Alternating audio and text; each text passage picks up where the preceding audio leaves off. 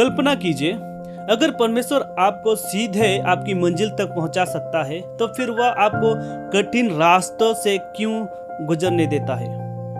इस्राएलियों को मिस्र से निकालने के बाद परमेश्वर उन्हें सीधे प्रतिज्ञा के देश में ले जा सकता था, लेकिन उसने उन्हें एक सूखे, कठोर और खतरनाक जंगल में 40 साल तक क्यों रखा? क्या यह सजा थी या उस जंगल में कोई ऐसा रहस्य छिपा था जो उनके जीवन को हमेशा के लिए बदलने वाला था? और सबसे बड़ा सवाल, क्या आपका वर्तमान संघर्ष भी किसी बड़े उद्देश्य की तैयारी हो सकती है? आज हम बाइबल में विल्डरनेस यानी जंगल के गहरे अर्थ को समझेंगे और जानेंगे कि परमेश्वर क्यों अपने लोगों को कभी कभी बगीचे की बजाय जंगल के रास्ते से ले जाता है। बाइबल की शुरुआत एक बगीचे से होती है, एदन का बगीचा। जेनेसिस में हम देखते हैं कि परमेश्वर ने आदम और हवा को एक सुंदर, फलदायी और जीवन से भरपूर स्थान में रखा। वहां भोजन की कमी नहीं थी, डर नहीं था, मृत्यु नहीं थी। लेकिन जब उन्होंने परमेश्वर की आज्ञा का उल्लंघन किया तब सब कुछ बदल गया। उन्हें बगीचे से निकाल दिया गया। बगीचे के बाहर क्या था? एक कठिन दुनिया, कांटे, पसीना, संघर्ष। यही से विल्डरनेस या जंगल की कहानी शुरू होती है। जंगल केवल एक भौगोलिक स्थान नहीं था, यह परमेश्वर से टूटे हुए संसार की तस्वीर था। परमेश्वर इज़राइल को जंगल में क्यों ले गया? सदियों बाद परमेश्वर ने इज़राइल को मिस्र की गुलामी से छुड़ाया, लेकिन एक रोचक बात है, प्रतिज्ञा का देश पहुंचने का छोटा रास्ता मौजूद था। फिर भी परमेश्वर ने उन्हें रेगिस्तान के रास्ते ले गया। क्यों? क्योंकि परमेश्वर केवल उन्हें मिस्र से निकालना नहीं चाहता था, वह मिस्र को उनके अंदर से भी निकालना चाहता था। उनके शरीर गुलामी से निकल चुके थे, लेकिन उनका मन अभी भी गुलामी में था। जंगल एक प्रशिक्षण स्थल था। वहां परमेश्वर उन्हें सिखा रहा था विश्वास, आज्ञाकारिता, धैर्य, निर्भरता।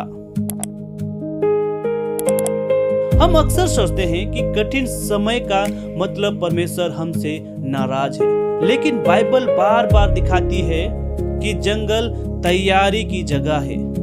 मूसा 40 वर्ष जंगल में रहा। दाऊद राजा बनने से पहले वर्षों तक भागता रहा।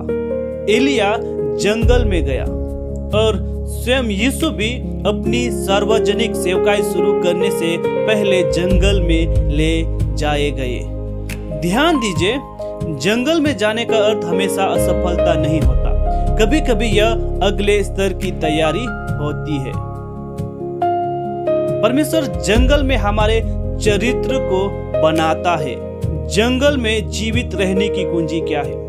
इस्राएलियों के पास खेत नहीं थे, भोजन नहीं था, पानी नहीं था, फिर भी वे जीवित रहे। कैसे? क्योंकि परमेश्वर ने प्रतिदिन उन्हें मन्ना दिया। हर दिन उन्हें परमेश्वर पर भरोसा करना पड़ता था।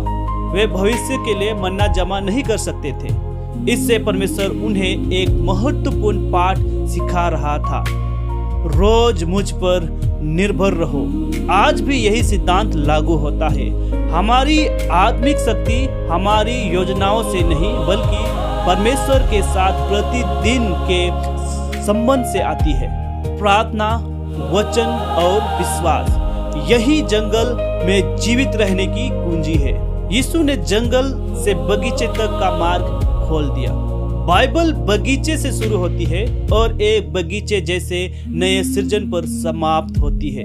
लेकिन बीच में एक समस्या थी। पाप ने मनुष्य को परमेश्वर की उपस्थिति से दूर कर दिया था। तब यीशु आए। उन्होंने जंगल में परीक्षा का सामना किया, क्रूस पर दुख सहा और मृत्यु पर विजय पाई। जहां आदम असफल हुआ, वही यीशु सफल हुए। उनके द्वारा अब हर व्यक्ति परमेश्वर के साथ संबंध में लौट सकता है। अंत में परमेश्वर अपने लोगों को फिर से जीवन के वृक्ष के पास ले जाएगा। यदि आप आज किसी जंगल से गुजर रहे हैं, शायद आर्थिक संघर्ष, पारिवारिक समस्या, आत्मिक सूखापन या जीवन की कोई कठिन परिस्थिति, तो याद रखिए, जंगल हमेशा आपकी मंजिल नहीं है या तैयारी का स्थान हो सकता है। परमेश्वर जंगल में हमें तोड़ने नहीं बल्कि बनाने का काम करता है। जिस प्रकार उसने इजरायलियों को जंगल से निकालकर प्रतिज्ञा के देश तक पहुंचाया, उसी प्रकार वह आपको भी अपनी प्रतिज्ञा तक पहुंचाने में सक्षम है।